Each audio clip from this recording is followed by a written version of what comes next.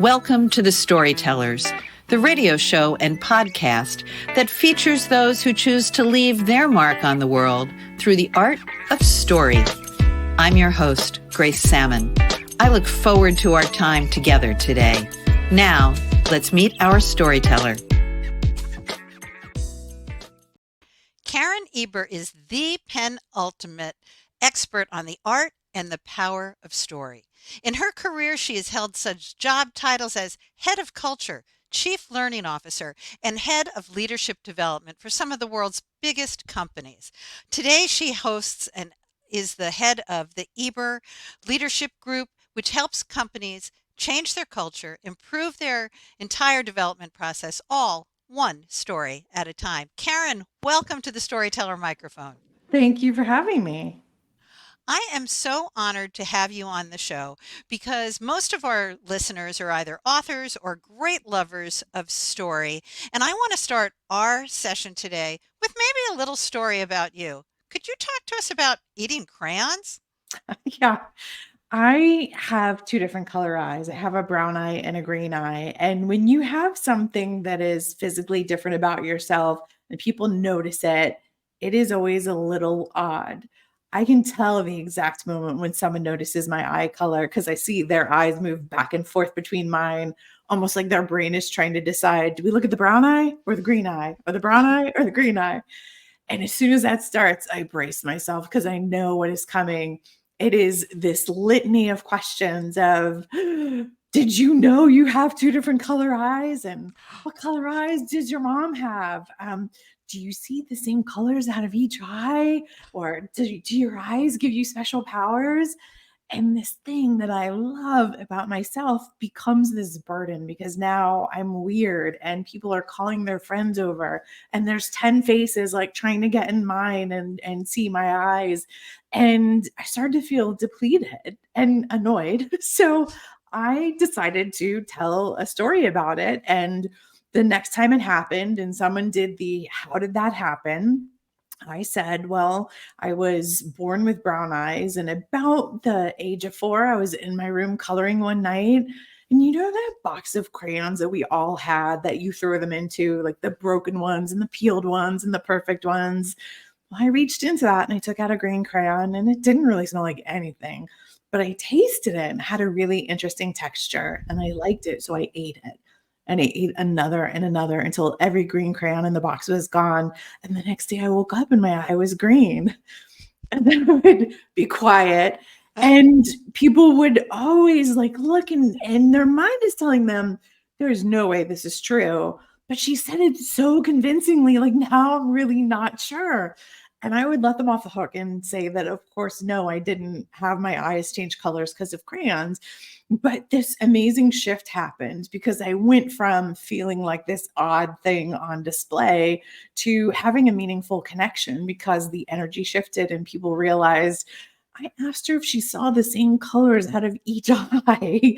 And this story has stuck with people for decades. I have had people tell me 20 years later, they remember my eyes when they see crayons. And so I recognize like, this isn't just something that we can use and work. It's such a great way in life to create connection and shift energy.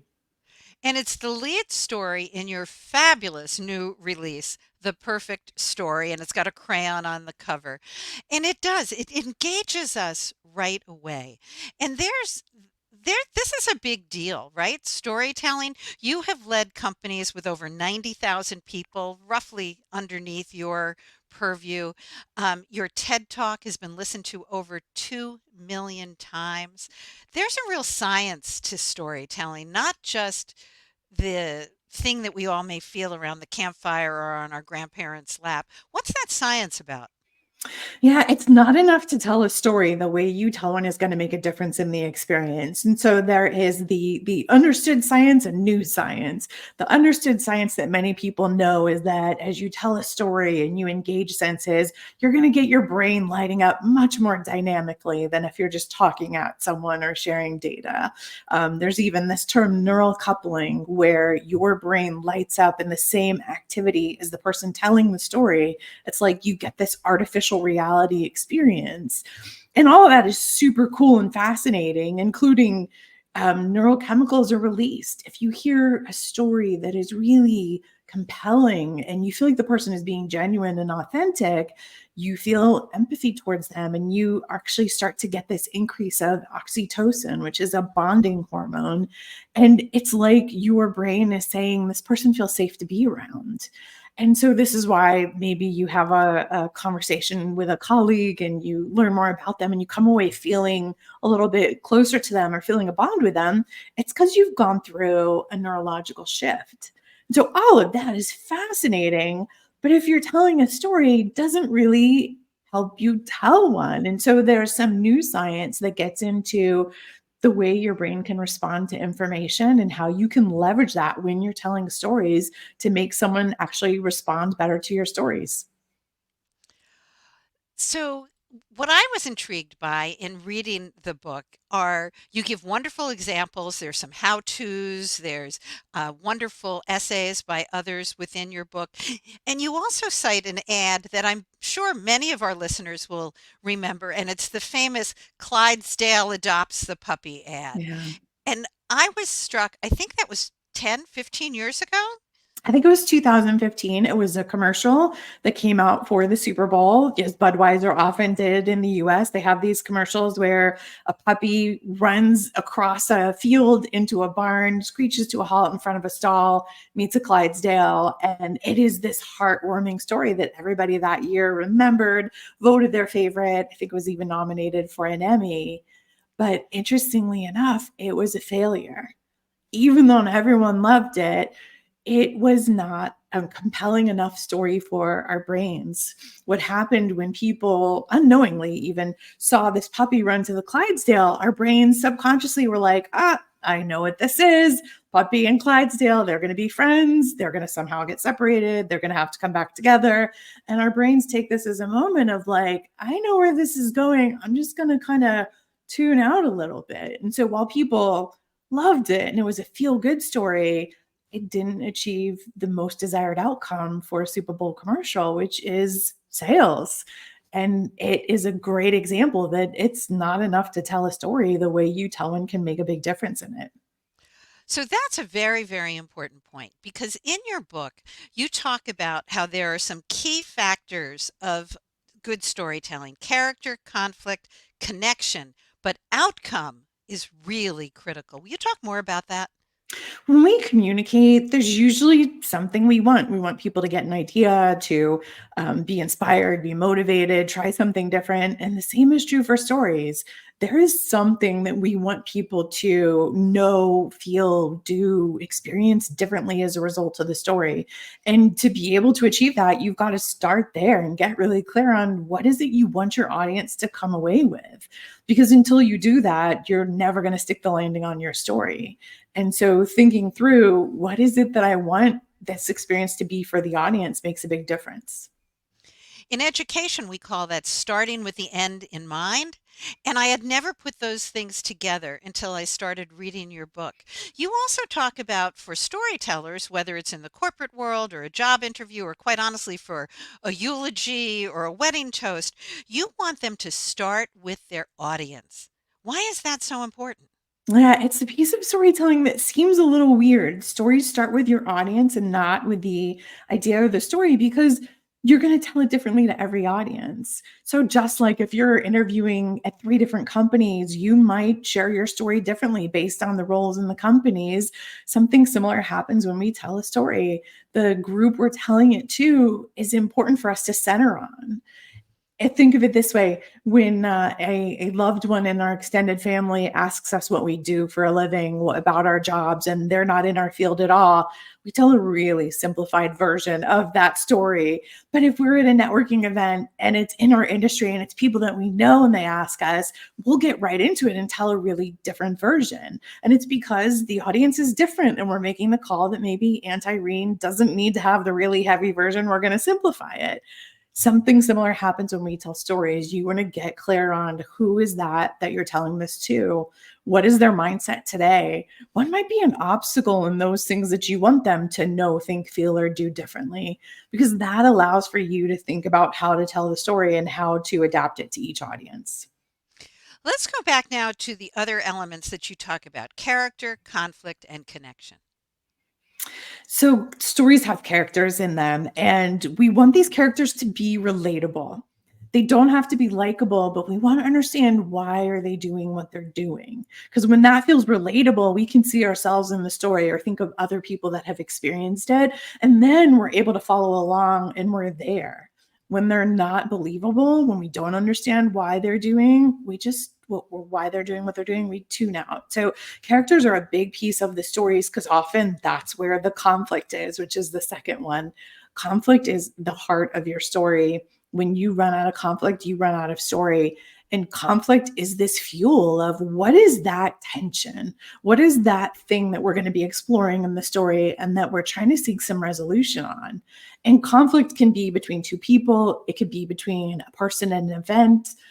It could be between a person and their own values, but that is the meat of like what is happening in this, and how do we first understand these characters and feel like they're relatable, and then get to explore the conflict through them. And then the last one I think was connection, right? So connection, we want to be able to feel like we're right there in the story. We want you to tell it so that we are breathing the air and feeling the emotions of it or experiencing what it might be like. We can picture it in our minds. And so the more we're able to paint that image and have the audience feel like they are there, even if they've never experienced it, they get that artificial reality, and they also start to put this in their long-term memory. The brain almost says this is an experience that we've had, and next time we encounter something like this, we're going to have an idea of what we can explore, what we could try. And so the more vivid that is, the easier it is to have the audience play along in their mind. So there is a formula to good storytelling, but none of your stories are formulaic. How do you keep them fresh? I like to give people the ingredients and then encourage you to cook whatever cuisine you want. Go down any international flavor that you want, but you have the pieces. You know, some of the challenges in storytelling approaches today is that there are models given, something like maybe the hero's journey, which is a fantastic model for movies where Star Wars movies are built on this. It's a very specific type of story that unfolds the conflict and things happening, but it's the same type of story over and over. And instead of telling people, here is the specific story formula format you have to use, I instead give you, here are the pieces, and now play with the order. Play with the different things. Lean into the conflict here. Bring in more of the senses so we feel it. And that keeps stories fresh. You're not just telling one type of story over and over. You're telling the story that's right for that outcome, and you get to play and see what can be meaningful. And in your work, you are not a writing coach. You are a coach partner with major worldwide corporations. So why is storytelling important there? I think of storytelling as the way to build understanding in someone's mind. So if you are interviewing for a job and you're using storytelling, you're helping the interviewer understand who you are and what they would do with you versus just sharing information where it's left up to them to figure it out. If you're a leader in a company and you are using storytelling, you are building understanding in your employees' minds. So whether it is to talk about what the best leaders do or what a great team did, or maybe why you're undergoing a change and you can't stay where you are, it's just a much more dynamic way to communicate. You know, attention is the most precious thing that people give us. Yet so often we squander that by droning on or going through row and row of data that isn't dynamic or memorable. I was going to go there for data in a moment because, in education, in so many areas, we have to be data driven. How many products did we sell? How many people did we engage, etc. But storytelling can get to that heart of data in ways that slide after slide or report after report cannot, correct? Correct. Data doesn't speak for itself as much as we love to think that it does. So if I put up an ink blot and I asked 10 people what they saw, there would be 10 different answers. Some might see a bunny or a rabbit or a skeleton. And it's because our brains are trying to make assumptions and predictions. So we're each going to look at that ink blot, and subconsciously our brain is going through our long-term memory saying, what is this? Does this look like something we know? Is it related to something we know? What's our best guess? And we're going to have different answers because we all have different experiences. Same exact thing is happening when we're putting up a chart of data. We are making sense of it, but we're making sense of it in different ways and don't even realize we're not in the same conversation. So then you hear these debates about the quality of data or what it means, and there's too much individual interpretation. Telling the story of it helps make sure everyone gets to that same starting line of understanding to then have a conversation or debate or disagreement versus being in a place where we think that the data is speaking for itself and really we just added more confusion. So leaders can build good culture by telling stories, which also better communicates the data, which builds better engagement. So productivity and everything goes in the direction that it should. I feel like it is probably the strongest leadership skill that you need to practice because it's not only going to make your communications extend beyond you, and even when you're not there as a leader, it's going to create trust in your employees. They're going to experience these neurochemical shifts and feel trust towards you. They're going to have a stronger understanding or ability to have different types of discussions because everyone is coming to the same starting line to tee things up. It's not this soft skill. It's a way to build understanding in minds and have a different type of discussion. And for those people who are nervous about telling stories or try to figure out where do I even find a story, or someone like myself who's between novels, you have a chapter in your book called A Toolkit to Endless Story Ideas. And quite honestly, that was the chapter I read first, and then I went back and started reading the rest of it. So let's talk about how do we find these endless ideas, whether we're a corporate leader or an author. It is creating a habit and a location. So identify a notebook, an app, a spreadsheet, whatever your jam is for capturing ideas, and set that up because you want to have a dedicated place that you can drop ideas into when you get them. You're going to start going through your personal life and think of first concerts, first dates. Start thinking about what maybe something you should have gotten rid of, but you just can't. You want to start thinking of these different moments that you've experienced because in those moments are these ideas and stories. So you're going to start to build a list with these. You're going to go to your professional experiences and think of things, maybe, your best day, your worst day, someone you look up to. As you move through the world and you find things that intrigue you, you want to jot them down. Maybe it's a podcast episode, maybe it's a documentary you watch or an article you read. Notice when you feel interest towards something and write it down. You're not worrying about when you're going to use it, how you're going to use it, what that actual story is. Write down enough so that you can scan the list when you have an audience, when you have an opportunity to tell a story, and ask yourself, which one of these will help me do what I want for my audience? Sometimes nothing on the list will work, but the very act of scanning the list ends up prompting the idea that you need. Having a dedicated place for it lets you focus on thinking of more versus trying to remember them.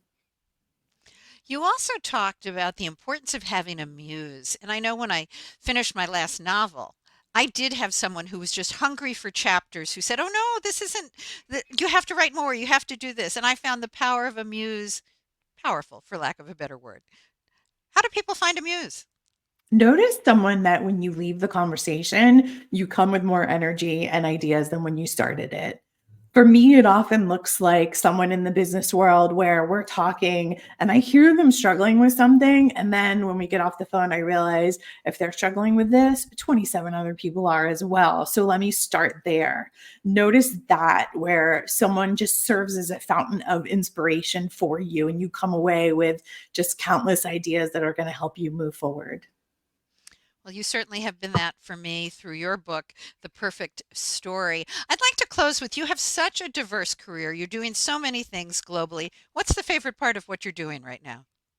When I get to help someone understand what they can do and create runway for them to do it, that is a delight because we all have this amazing potential and opportunity, but often not the right circumstances. So getting all that lined up and then giving them space and stepping back and watching them go is so fun. It's fabulous. I hope all of our listeners enjoyed our time with Karen Eber, the Penultimate Storyteller. Listen to her TED Talk. 2 million other people and myself have done it. Get her new book, The Perfect Story. And Karen, thanks for being a guest here on the Storytellers. Thank you for having me. This has been a copyrighted episode of the Storytellers by Grace Sammon and Authors on the Air, Global Radio Network. That concludes this episode of the Storytellers. I'm so glad you could be part of the story today. I hope you share the stories, tell your own, and come back for another episode. Because when our stories are told, everything changes. I'm Grace Sammon.